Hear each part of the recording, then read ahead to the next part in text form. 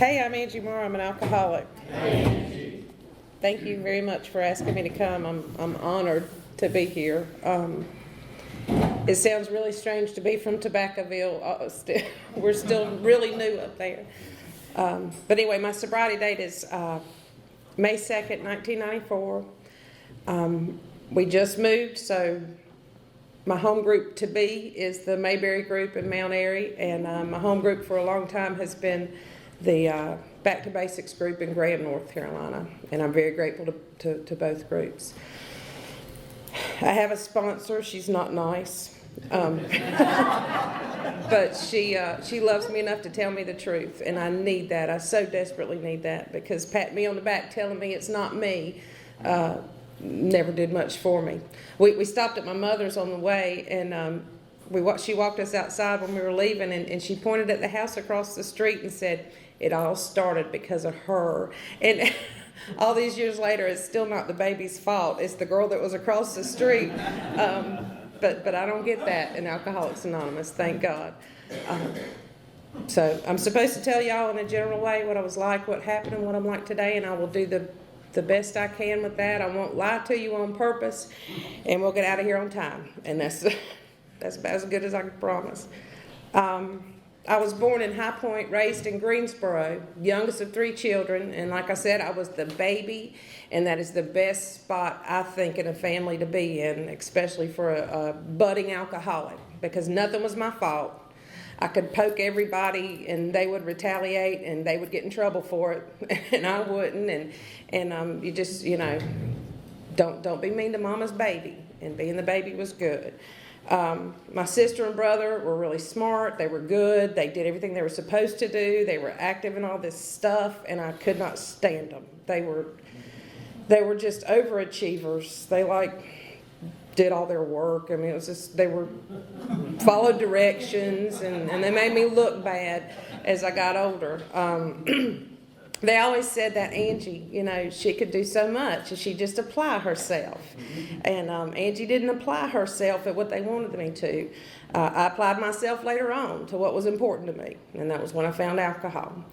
Alcohol was not a big deal growing up in my home. I know today that my father was a heavy drinker, as described in the book. He was able to stop drinking when his health was affected, when his career was affected. But alcohol wasn't a big deal. I had one aunt who, she was my favorite person on the planet growing up. She was cool. She drove fast. She listened to loud, cool music, and she was a lot of fun. She let me stay out late with her and her friends. And every now and then she'd disappear, though. And they'd say, well, Mary went to dry out. And I didn't understand why. She wasn't wet. I mean, I didn't understand why she disappeared every now and then. But she'd always make a comeback and come back, and we'd have fun again. And she died from this disease eventually. But she was my favorite person. I know today we had a lot in common. Selfish and self-centered, I know today from as far back as I can remember, I was full of self-centered fear.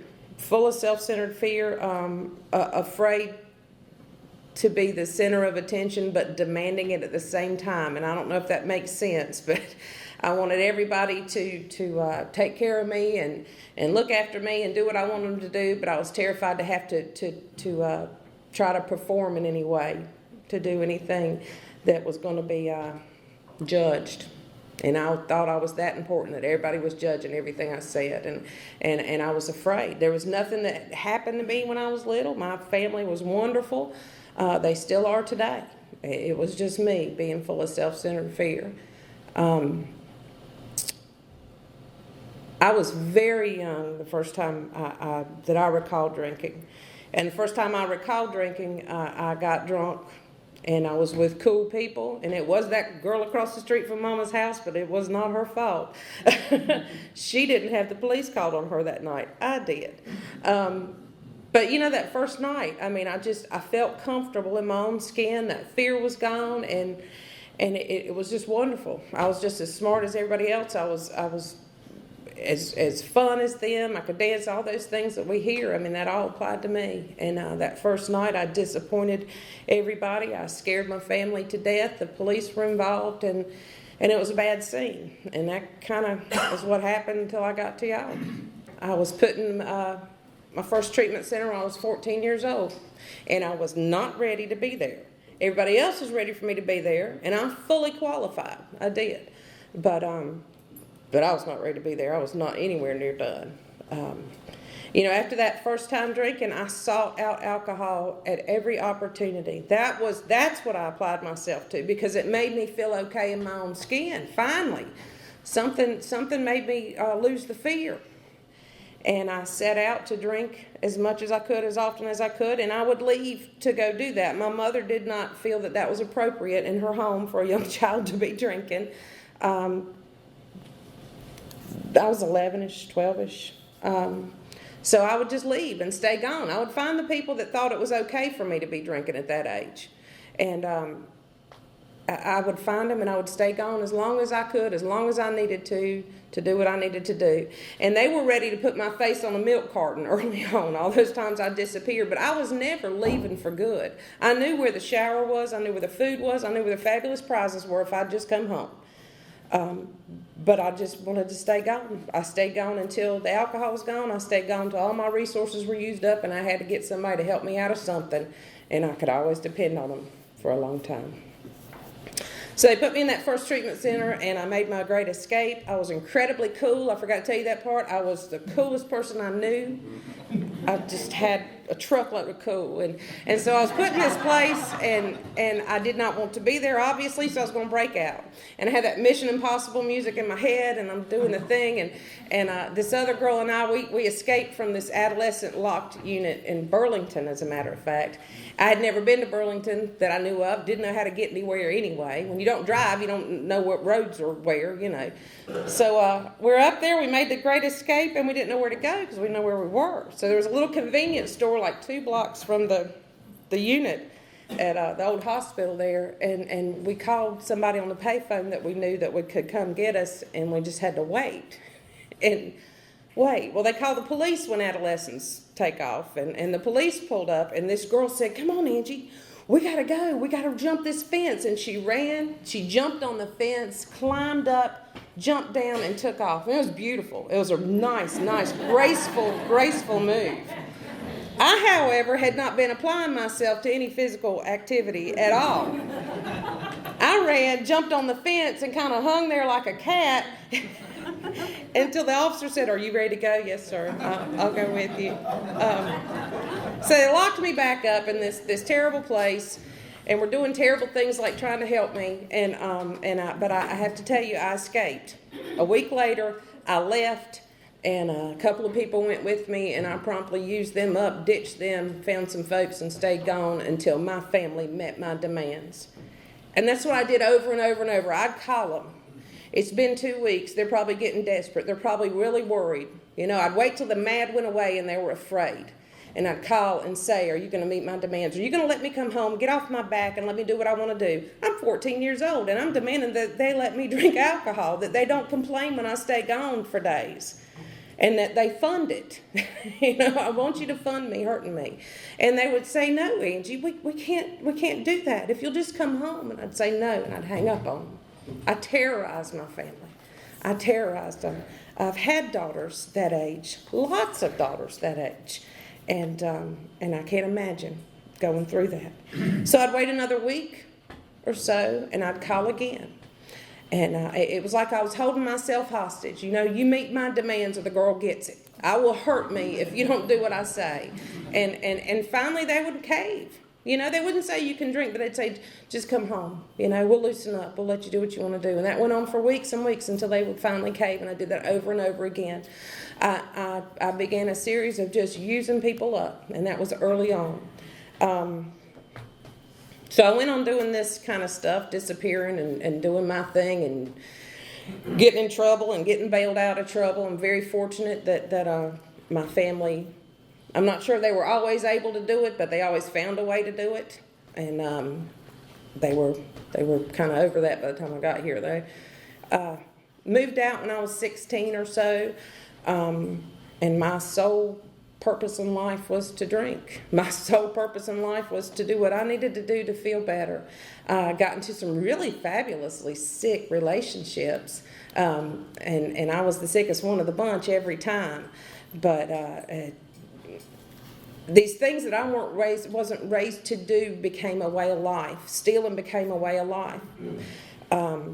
Being in violent relationships became a way of life. And to me, it was just, I remember, my attitude was, it's just a package deal. To do the things I want to do, this way I got to live, and that's okay.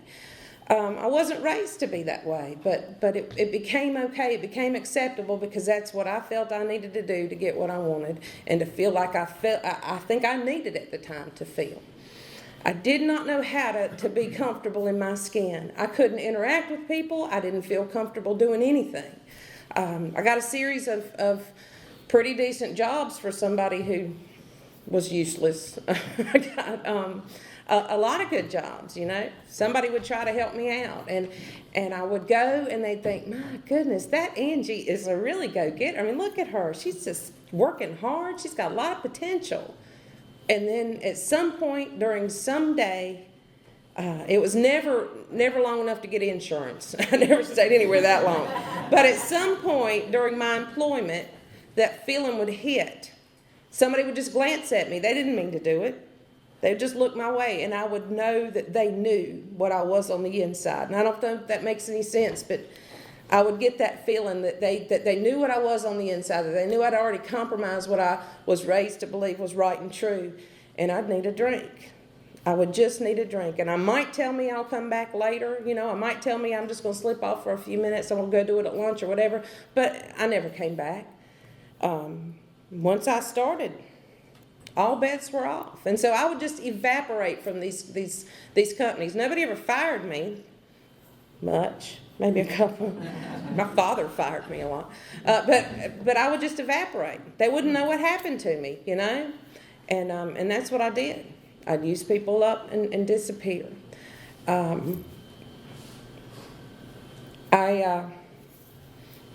disappointed my family a lot during this time because I would stay gone. I was doing crazy things, but I wanted them to fund my activities. I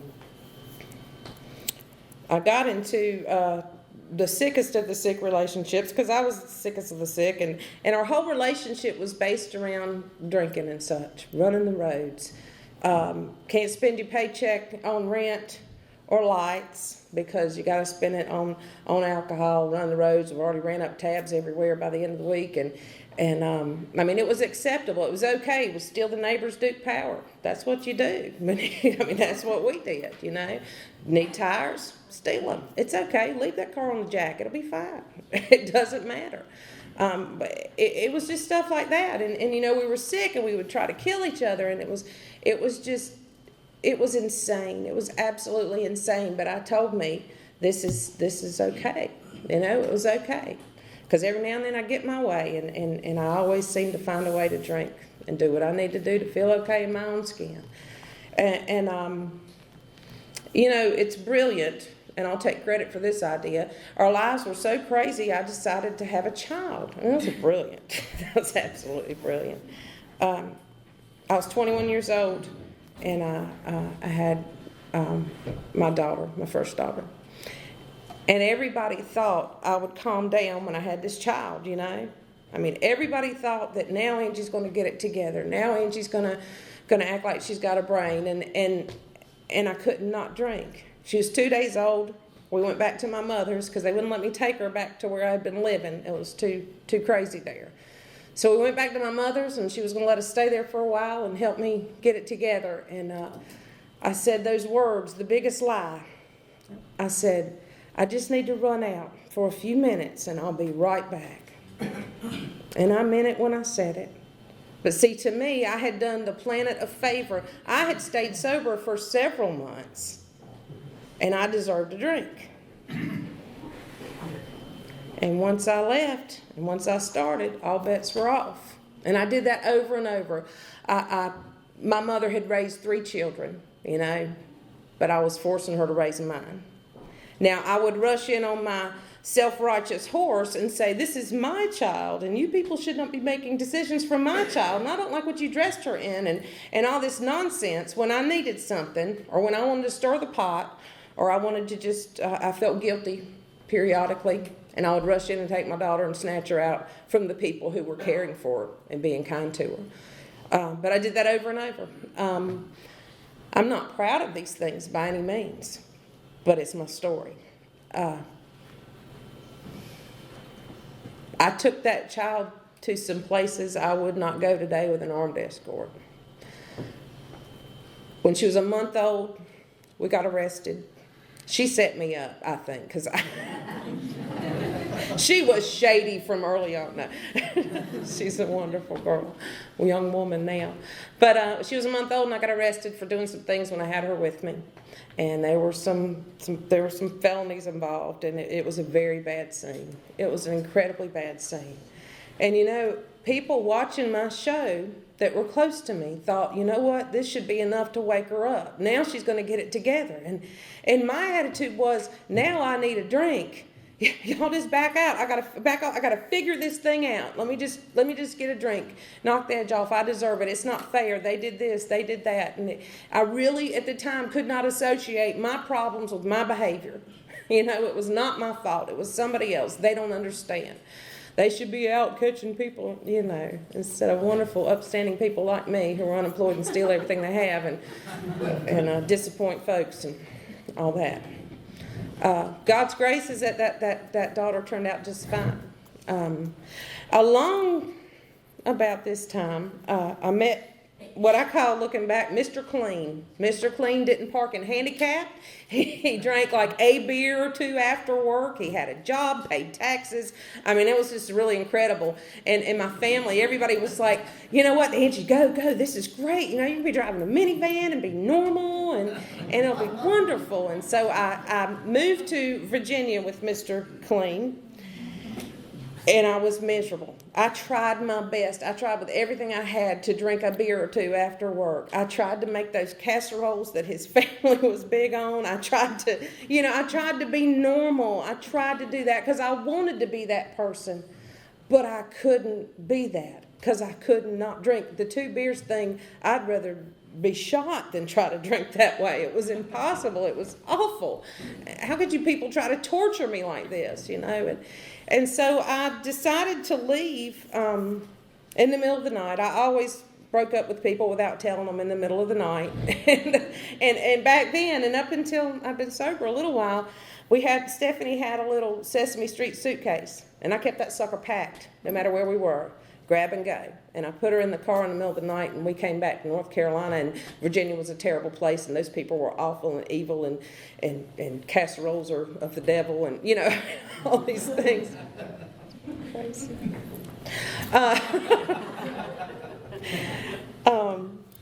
Anyway, I came back, and I didn't tell anybody up there what I was doing, and they got really testy because we were supposed to get married the next day, and they overreacted.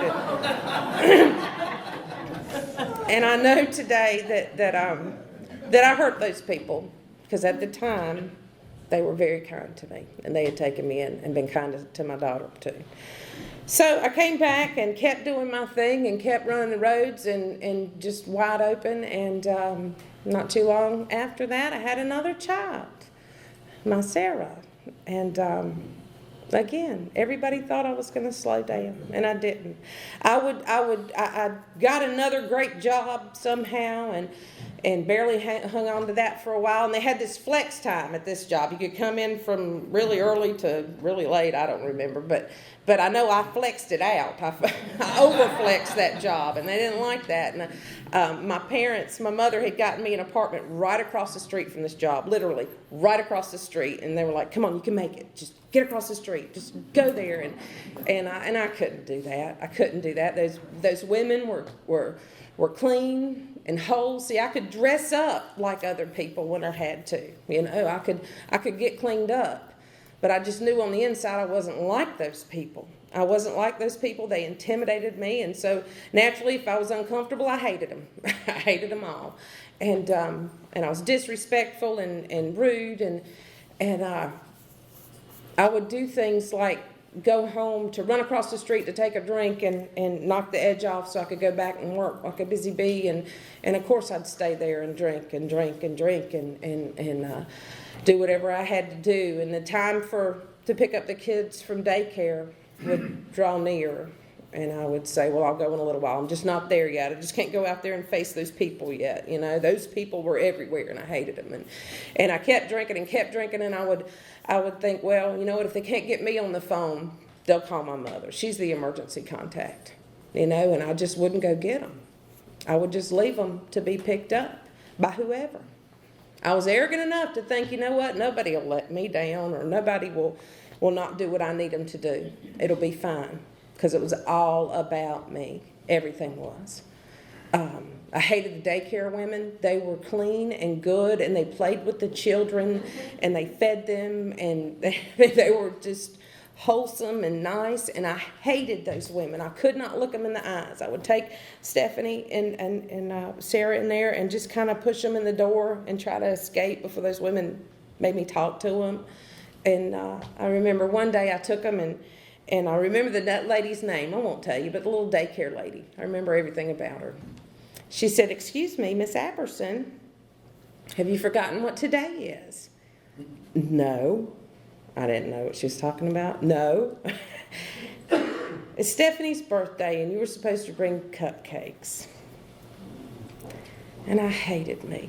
Now, I had to argue with her and tell her some ridiculous stuff, and you said, and I said, and they said, and I was going to, or whatever, but I hated me. And every time something like this happened, because things were happening to me, I wasn't doing any of it, I'd have to drink even more. You know, that was the only way I knew to deal with anything. I had so much guilt and shame and remorse, and I hated myself so much that was the only way I could function. And function is a nice word for what I was doing. I was barely functioning. This kind of thing went on over and over and over. We would break into my mother's home periodically and get what we needed. You know, food, treats, whatever. Mom had stuff that we needed. And I remember, I guess we had gone in and I passed out at my mother's. All I know is I came to and was walking down my mother's hallway, and my daughter was just a little thing, just barely toddling around, and she had my bag open. She was sitting in the middle of the hall, and there were several pills stuck to her face. There were different substances stuck to her face, and I didn't know what she had ingested and what she hadn't. I didn't know how many of what was in my bag, and I was terrified. I was absolutely terrified. And I'm not proud of this. But what do I do to help her that won't get me in trouble? Was my thought. And that is sick. I know that's sick. But that's the truth. She's fine. She's fine. She doesn't have a record from that legal stuff either. Y'all don't worry about her. Today she's great. But at the time, you know, it was a terrible place to be and a terrible position to put a defenseless child in. You know, but that was, again, those things happened to me. It wasn't my fault. You know, if so-and-so would have done this, I'd have been fine. And I just need a drink. Y'all just get off my back and I'll go drink. Over and over and over, I did this kind of stuff. And over and over and over, I betrayed and compromised everything I was taught to believe in when I was young. Also, I could do what I thought would make me feel okay in my own skin. So every now and then, I would overreact and ask for help. Every now and then, I would call my mother and say, you know what, gosh, I got to do something. You know, please, please, please. And she'd say, don't move. We're going to get you some help. And then I'd move, and it was over. I'd say, oh, I overreacted. I didn't mean to ask for help. Never mind. Can you write me a check? But that's the only help I need. And I did this over and over. See, I was exposed to Alcoholics Anonymous in that first adolescent place. And I remember thinking, oh my God, these people, they're old, and y'all were, I was young, and they're hokey, you know, hey, so-and-so, I'm an alcoholic, hey. I hated that. I just thought, it just offended me. It was so ridiculous. But see, I became willing over the years as the pain got greater and the suffering got greater and my big plans quit working. They quit working faster, So I finally, one night in 1994, called my mother and said, I got to do something. And see, she had cut me off a few months prior to that. And I called her, though. And she said, please don't move. I'll be right there.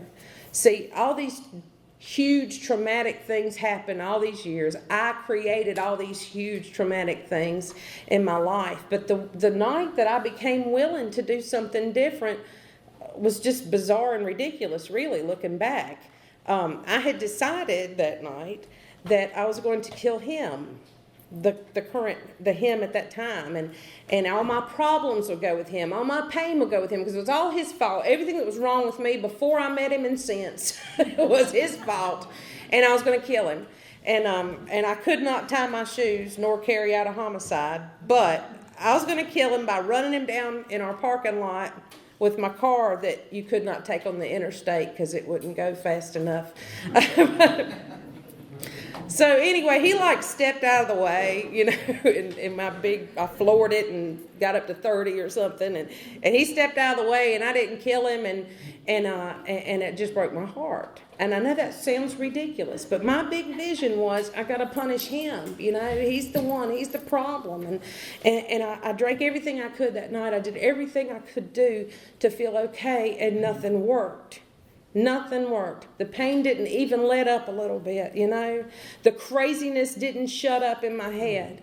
Nothing worked. And that's when I called and asked for help. And my mother made arrangements. And the next day she put me on the phone with this woman. And she sounded like a very old woman. And she was very kind. And she said, can you stay sober until, 2 days or whatever? And I said, I don't know. She said, well, honey, why don't you ask God to keep you sober till you can get here? And if you don't have a God, you can ask mine. See, she didn't say, do you believe in God? She didn't say, how do you feel about this? Let's debate it. Let's talk about it. She just said, if you want to stay sober, and obviously you do, because y'all called me, this is what we do. And I said, yes, ma'am. For the first time, I didn't debate it. I didn't argue. I didn't say, yeah, but. I just said, yes, ma'am, and I did what she told me to do. And I asked that woman's God to keep me sober. I ended up in a treatment program, and it was 28 days, and it gave me a foundation in Alcoholics Anonymous, and I will be forever grateful. They started peeling off my victim badge. I held on to it for a while, but they started peeling that off, and they introduced me to Alcoholics Anonymous, and I left there with a foundation in Alcoholics Anonymous that I could grow from, and I'm incredibly grateful. I look back, and I see me crawling in that door, finally willing to do anything. I just wanted to stop hurting. I'm not sure I wanted my life to be great. I'm not sure I wanted to be able to have stuff in my life. I just wanted to stop hurting. And it might have been an alcoholic drama, but I really believed that if that didn't work, at least they could tell my kids she tried everything, because I could not live with that level of pain anymore. And alcohol wasn't killing it anymore. And I tried desperately for a long time to get rid of that pain. And it just nothing worked. So I left there, and I knew just a few things. I knew I had to have a sponsor, so I got that mean one.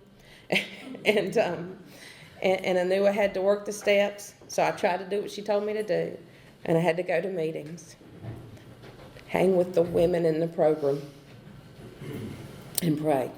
Ask God in the morning to keep you sober, and thank Him at night, Angie. Yes, ma'am.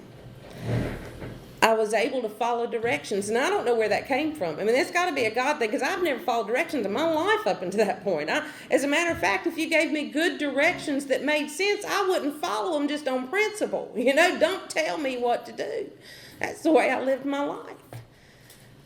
I came out of there and was able to follow directions. And it was like, looking back, I was watching my feet. Well, they said to go to meetings. They said, don't hit anybody. They said, don't be mean. Don't steal. Go to meetings. Ask God to keep you sober. And I just was following directions, doing my best to put one foot in front of the other and keep going to Alcoholics Anonymous. I was taught very early on that when things get bad, run to Alcoholics Anonymous. Do not run away. And I'm grateful I've been able to do that. They told me to go and do this thing every single day. You know, if I had not called the women in the program, my sponsor, on the good days, I'm not sure I would have been able to do it when the first bad day hit. If I had not been going to meetings all the time, every day, I'm not sure I'd have been willing to do that when a bad day hit. And I'm just grateful that I stepped out on the right foot and I took the steps that they told me to take. I joined a home group. I stalked the women in that area. In Alamance County, there were only a couple of women who were sober long-term, and I stalked them. I mean, I called every day, what are you doing? Can I come do it too? Which meeting are you going to? Can I ride with you? Can I meet you there? I just need to be with them. And that's what I did. I was just with the people in Alcoholics Anonymous all the time, as much as I could be. Took the kids to meetings in that area at that time. It was okay at that home group I was in. And thank God, because it was me and the girls, and I was trying my hardest to learn to be a mother, to learn to be sober, to learn to be the person I wanted to be, somebody I'm not ashamed of. And that was scary. I didn't know how to do the grocery business. I didn't know how to do the little people business.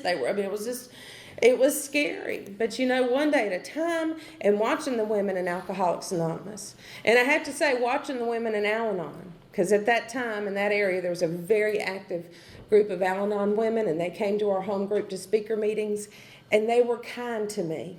They didn't push me away. They didn't tell me I was dressed like I was in a bar, but they showed me. They showed me how to interact with people, how to act like a sober woman in Alcoholics Anonymous and not treat Alcoholics Anonymous like a bar. And I'm very, very grateful for that.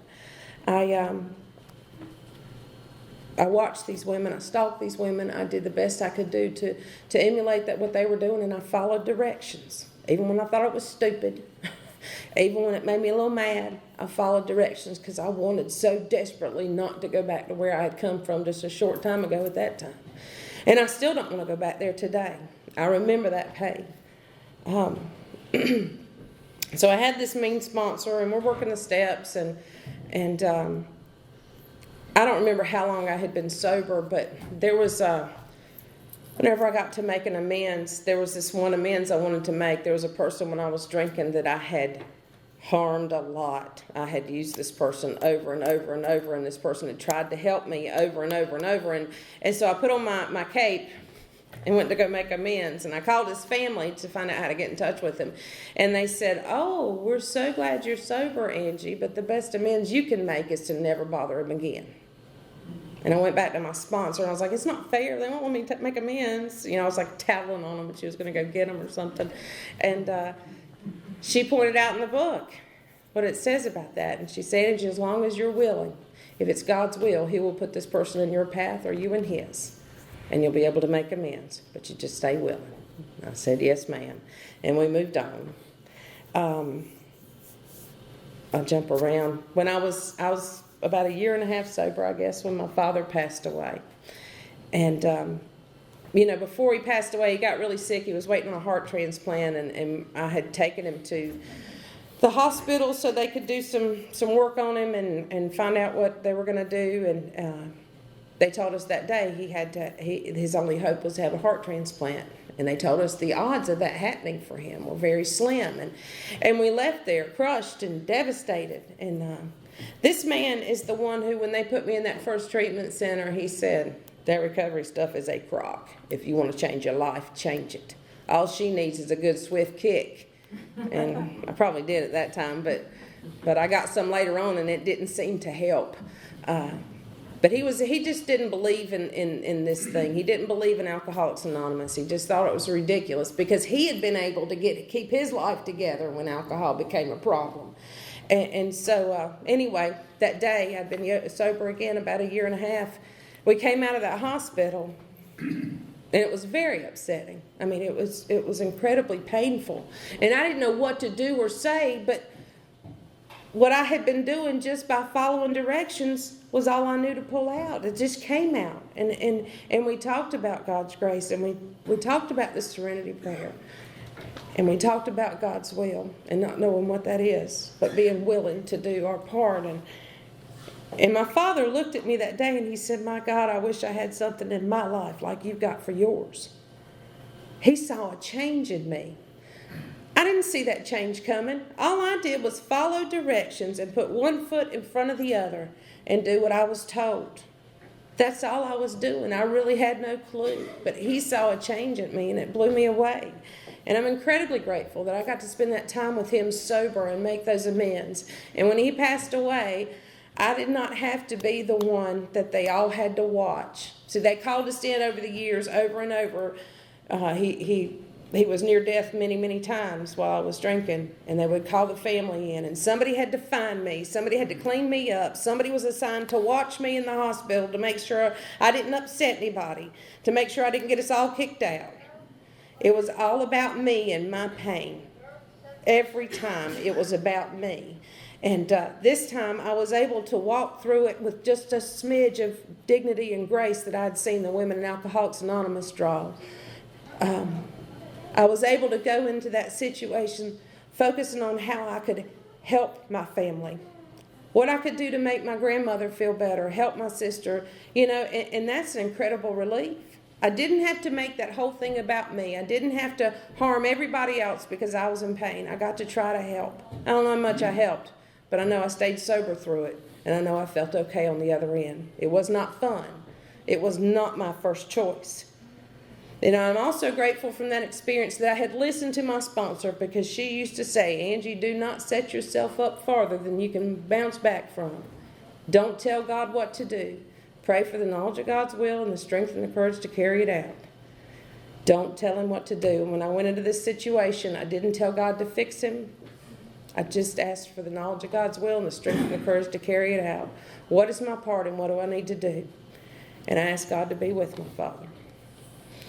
Looking back, my will was for my father to be breathing in and out, accessible to me, no matter what his pain or condition, because it was about me having access to him. And I know today that God's will was much, much kinder than my will. Much kinder. It was not what I wanted to happen, and it was not fun. But I believe God's grace was kinder than what I wanted for him, what I would have done. So I got married one time in sobriety. Bobby and I got married. He's in the program too. And we had all these kids. He had 2 daughters. I had 2. And we were going to have this fabulous AA marriage and home. And we were going to read stories out of the back of the big book every night to the children. And we're going to be happy, joyous, and free. And it was just going to be like one big fabulous meeting. And that is not really what happened most of the time.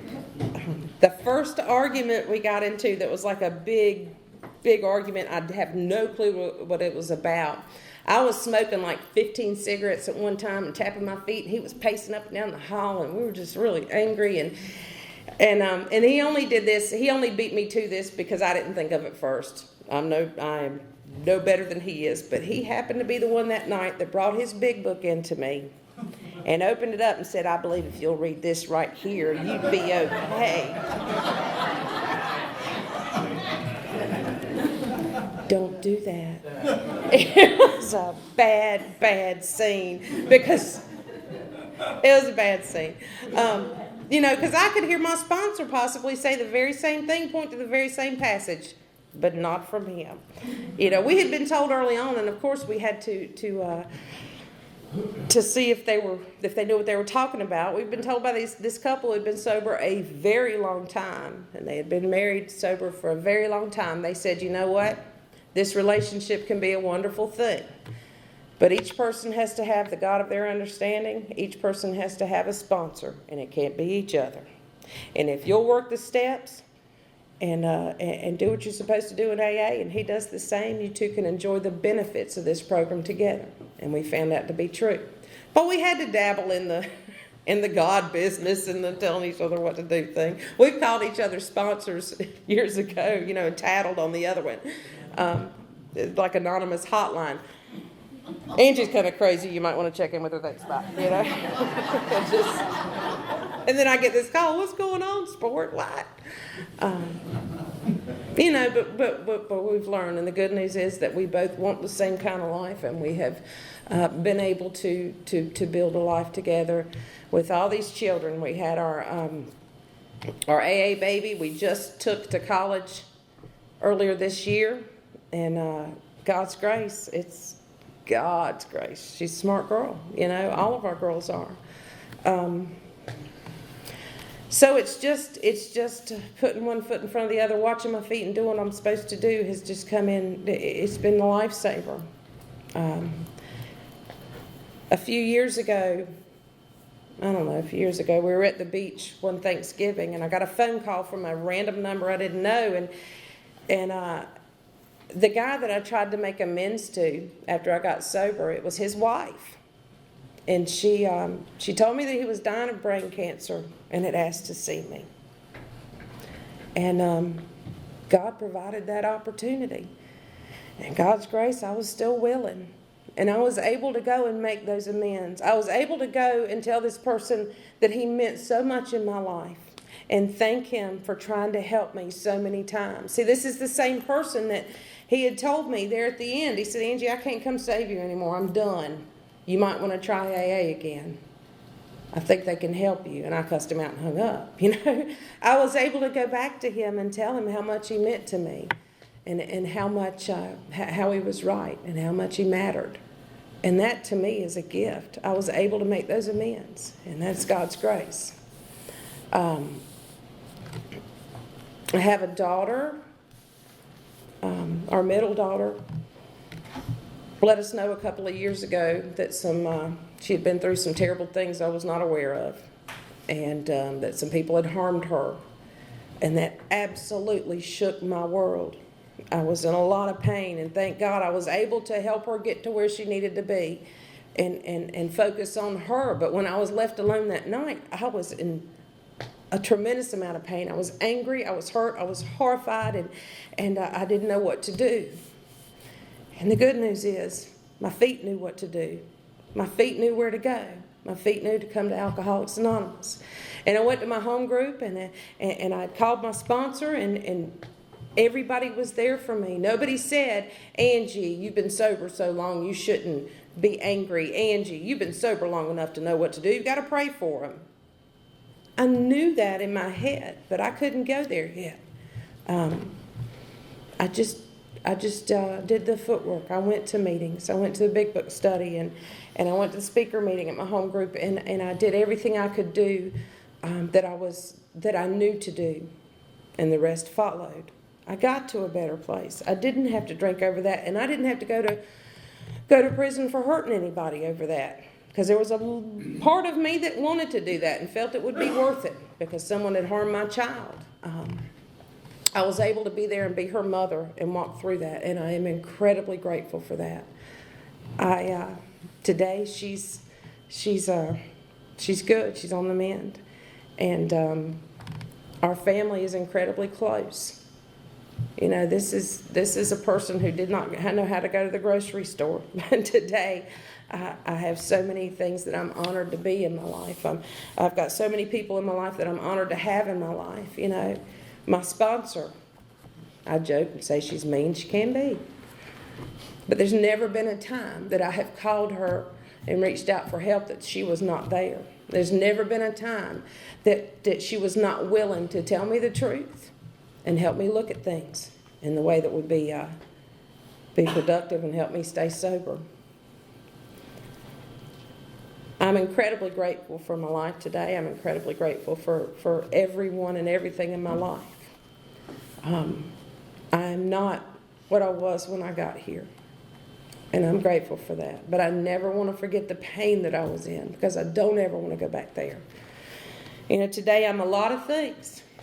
I am a mother, I'm a wife, I'm an employee, I can vote. For a long time they wouldn't let me do that. I'm a productive citizen, you know, I'm a friend. I'm a lot of things today, but I could be none of those if I were not a sober member of Alcoholics Anonymous, and I'm very grateful for that, and I thank you so much for having me.